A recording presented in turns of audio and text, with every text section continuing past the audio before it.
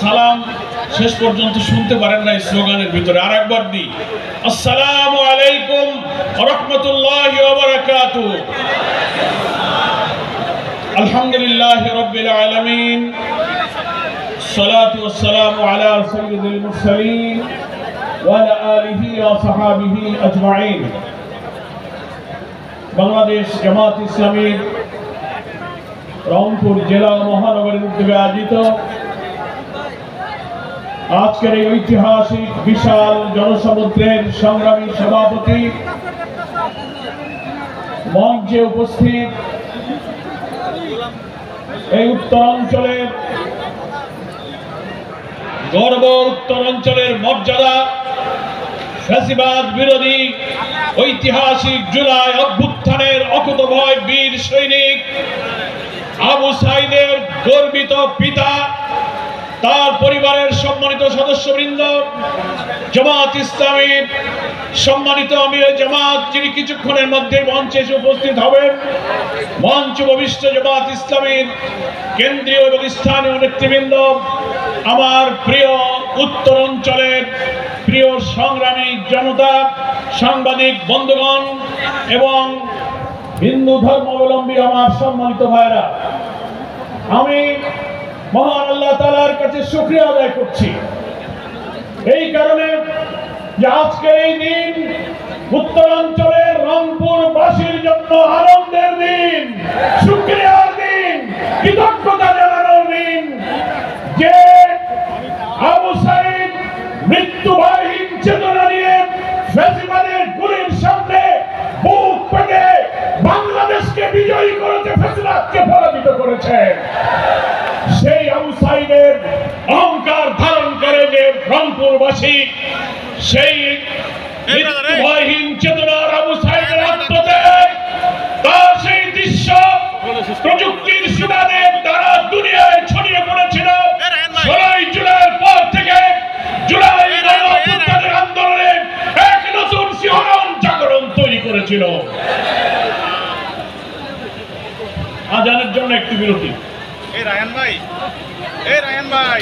আমি বলছিলাম অকুতোভয় বীর উত্তরবঙ্গের কৃতি সন্তান আবু সাঈদের বীরত্বপূর্ণ আত্মত্যাগ যেমন সারা বাংলাদেশের বিপ্লবী জনগণের রক্তে শিহরণ তৈরি করেছিল, তেমনি আমাদের প্রিয় নেতা যাকে অন্যায়ভাবে কারাগারে মিথ্যা অভিযোগে আটক রাখা হয়েছিল 14 বছর, সেই অভিযোগ মিথ্যা প্রমাণ করে কারাগার থেকে মুক্ত হয়ে এটিএম আজহারুল ইসলামের মুক্তি সারা বাংলাদেশে ইসলামী আন্দোলনের কর্মীদের মধ্যে প্রাণের বন্যা তৈরি করেছে। আলহামদুলিল্লাহ, সেই প্রাণের বন্যা আজকে রংপুরের এই ময়দানে এক জনসমুদ্র তৈরি করেছে।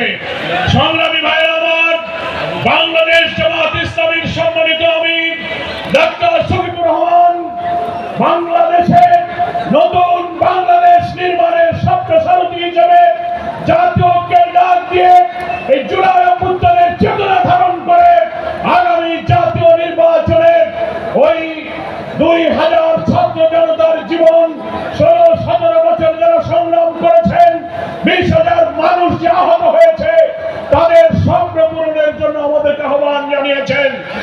ছাত্র আন্দোলনের সময় যে স্লোগান দিয়েছিল উই ওয়ান্ট জাস্টিস, আমরা সুবিচার চাই, সেই সুবিচার, সেই ন্যায় বিচার একমাত্র আসমানের মালিক, আসমান থেকে নাজিল হওয়া কিতাব কোরআনের মধ্যে যে সুবিচারের বিধান রেখেছেন, সেই বিধানেই আছে একমাত্র সুবিচারের বিধান, সেটাই হচ্ছে একমাত্র জাস্টিস।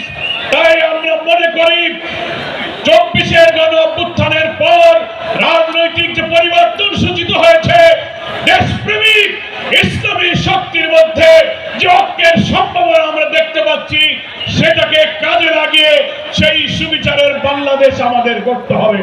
কোন মানুষের তৈরি করা আইনের সুবিচার কায়েম হতে পারে না।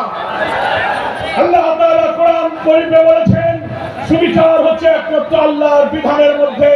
সূরা হাদীদে আল্লাহ বলেছেন, লাকাদ আরসালনা রুসুলানা বিল বাইয়িনাতি ওয়া আনসালনা মাআহুমুল কিতাবা ওয়াল মিজান লিয়াকুমা আন-নাসু বিল কিসত ওয়া আনসালনা আল হাদীদ ফীহি বাসুন শাদীদ ওয়া মানাফিউ লিন-নাস। ভাইরা আমার, কোরআন মজিদের এখানে আল্লাহ বলছেন, আল্লাহ তাআলা আমাদের জন্য রাসূলগণকে পাঠিয়েছেন, বাইয়ানা দিয়েছেন, কিতাব দিয়েছেন, মিজান দিয়েছেন। কারণ হলো সমস্ত মানবতা লিয়াকুমান নাসু বিল কিসত, সমস্ত মানব সভ্যতা হোল ম্যানকাইন্ডকে একটা সুবিচারের উপরে, ইনসাফের উপরে কায়েম করার জন্য রাষ্ট্র শক্তিতে ইসলামের মধ্য দিয়েই মানবতার কল্যাণ সাধনের জন্য। তাই মানব রচিত কোনো বিধানে আমাদের ছাত্রদের দাবি পক্ষপাতিত্ব করতে পারে, মানুষ জুলুম করতে পারে, ন্যায় বিচার মানুষ করতে পারে না। ন্যায় বিচারের বিধান হলো একমাত্র আল্লাহর বিধান। তাই আমিরের জামাতের আহ্বান হলো আগামী সেই সুবিচার ইনসাফপূর্ণ বরকতের বাংলাদেশের জন্য আমাদেরকে এই ইসলামী এবং দেশপ্রেমিক শক্তির ঐক্যবদ্ধ সংগ্রামে জাতীয় নির্বাচন নিরপেক্ষ করে আমাদেরকে বিজয় সূচিত করতে হবে। অন্তর্বর্তীকালীন সরকারের কাছে আমরা দাবি করেছি, নির্বাচনের যতটুকু সময় বাকি আছে আপনি নির্বাচনকে নিরপেক্ষ করার জন্য মৌলিক সংস্কার, অপরাধীদের বিচার, পিআর পদ্ধতি, স্থানীয় সরকার আগে নির্বাচন দেওয়া, লেভেল প্লেইং ফিল্ডের যত দাবি পূরণ না করে নির্বাচন দিলে এই জাতি সেই নির্বাচন নিরপেক্ষ হবে বলে বিশ্বাস করতে পারছে না। এত রক্ত, এত কষ্ট আমরা বৃথা যেতে দিতে পারি না। সেই নিরপেক্ষ নির্বাচনের মধ্যে এমন একটি বাংলাদেশ আমরা চাই যেখানে অভাবী, দুঃখী, অন্নহীন, বস্ত্রহীন, নিরন্ন মানুষের কোনো দুঃখ থাকবে না। আল্লাহ কুরআনে সূরা আরাফের মধ্যে বলেছেন, ওয়ালাউ আন্না আহলাল কুরা আমানু ওয়াত্তাকাউ লাফাতাহনা আলাইহিম বারাকাতিম মিনাস সামাই ওয়াল আরদ। কোন জনপদের মানুষ, কোন দেশের মানুষ যদি আল্লাহর উপর ঈমান আনার পর আল্লাহকে ভয় করে রাষ্ট্র চালাতে পারে, আসমান এবং জমিনের সমস্ত বরকতের দরজা আল্লাহ আমাদের জন্য খুলে দেবেন। জামাত ইসলাম বিশ্বাস করে সেই বরকতের বাংলাদেশের জন্য কোরআন সুন্নাহর ভিত্তিতে সব লোকের নেতৃত্ব কায়েম হওয়া দরকার। তাহলেই হিন্দু, মুসলিম, বৌদ্ধ, খ্রিস্টান, নারী, পুরুষ সকলের কন্যার আদর্শ হচ্ছে সেই একমাত্র কোরআন সুন্নাহর বিধান। তারা সবাই নিরাপদ থাকবে। তাই আসুন এই উত্তরাঞ্চলের 33টি জাতীয় নির্বাচনী আসনে সেই বরকতের বাংলাদেশের জন্য দাঁড়িপাল্লার জোয়ার তুলতে হবে আমাদের। ফ্যাসিবাদী সরকার আমাদের নিবন্ধন বাতিল করেছিল, জামাত শিবির নিষিদ্ধ করেছে, আমাদের নেতাদের ফাঁসি দিয়েছে এবং আমাদের দাঁড়িপাল্লাটাও তারা বাতিল করে দিয়েছিল। মহান আল্লাহ আমাদের সব কিছু ফিরিয়ে দিয়েছেন। আমরা আজহার ভাইকে পেয়েছি, নিবন্ধন পেয়েছি, প্রতীক পেয়েছি, আর যে শহীদদের আমরা হারিয়েছি আমাদের দুঃখ নেই, আল্লাহর কাছে আমরা তাদের হাদিয়া হিসেবে পেশ করেছি। এর বিনিময়ে আমরা বরকতের বাংলাদেশ নির্মাণে উত্তরাঞ্চল থেকে ইসলামের বিজয় সূচনা করবে ইনশাআল্লাহ। আজকের এই জনসমুদ্র সেই বিজয় অভিযানের একটি মাইল ফলক হয়ে থাকবে, এই আশাবাদ ব্যক্ত করে সকলকে ধন্যবাদ জানিয়ে আমি আমার বক্তব্য শেষ করছি। বাংলাদেশ জিন্দাবাদ, জামাত ইসলামী জিন্দাবাদ। আসসালামু আলাইকুম ওয়া রাহমাতুল্লাহি ওয়া বারাকাতুহু।